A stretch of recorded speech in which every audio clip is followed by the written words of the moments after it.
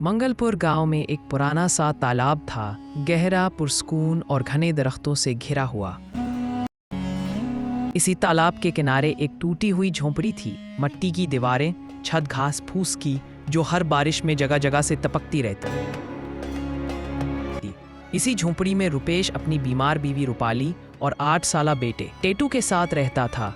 रुपेश की उम्र 40 के करीब थी, बाल वक्त से पहले सफ़ेद, चेहरे पर थकन और मायूसी की लकीरें, मगर आंखों में अब भी उम्मीद की हल्की सी चमक बाकी थी। मुसलसल बारिश ने उसका रोजगार छीन लिया था।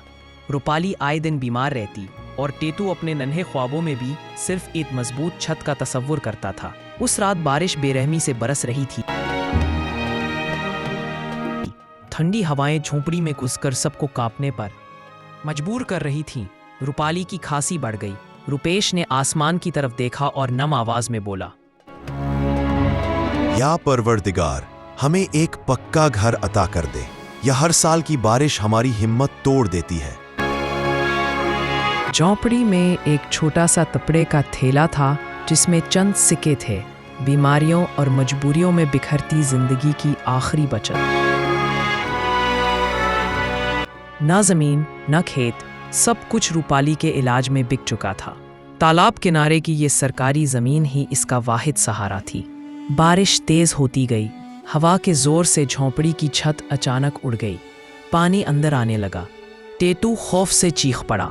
रूपाली की भीगी रजाई मिट्टी में गिरकर बेकार हो गई। रुपेश ने आसमान की तरफ देखा और टूटे दिल से कहा, ऐ खुदा, अगर मैं बोझ हूं तो मुझे उठा ले, मगर मेरी बीवी और मेरे बच्चे को बचा ले। वो रूपाली को सहारा देकर करीबी पक्के घर की तरफ दौड़ा। वो घर रामवीर का था, गांव का छोटा ताजर, जिसे अपनी इज्जत और दिखावे का बड़ा ज़हम था।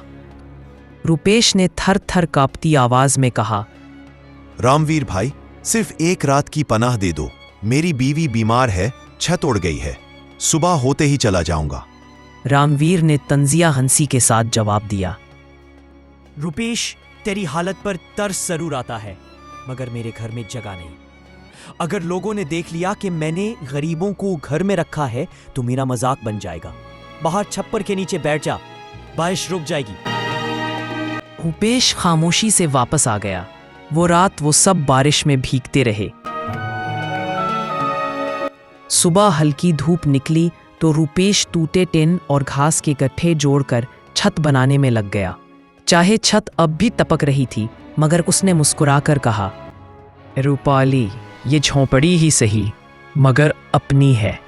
यहाँ कोई हमें धक्के नहीं देगा। इसी वक्त बाहर से आवाज आई, ओए रुपेश, बाहर आ। ये धनराज था, गांव का जालिम साहूकार, और उसके साथ उसका नौकर भीम।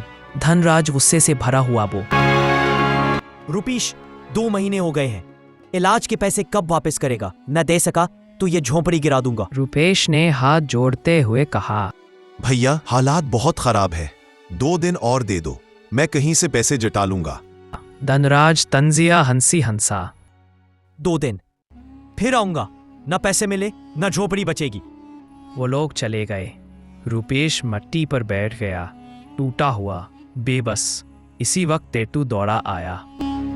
बाबा, मैं काम कर लूंगा, बोरी उठाऊंगा, मजदूरी कर लूंगा, आप परेशान न हो।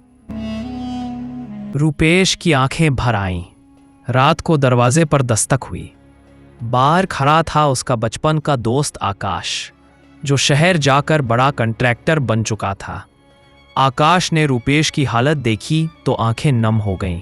रुपेश, ये वही शख्स है जिसने मेरे लिए अपनी बीवी के जेवर गिरवी रख दिए थे, और आज तो अकेला लड़ रहा है। वो अपना थैला खोलकर बोल, ये 10,000 रुपए है, पहले धनराज का कर्ज उतार, फिर घर बनाना शुरू कर। तू अकेला नहीं है, मैं हूं ना। रुपेश ज़ारो कतार रो पड़ा।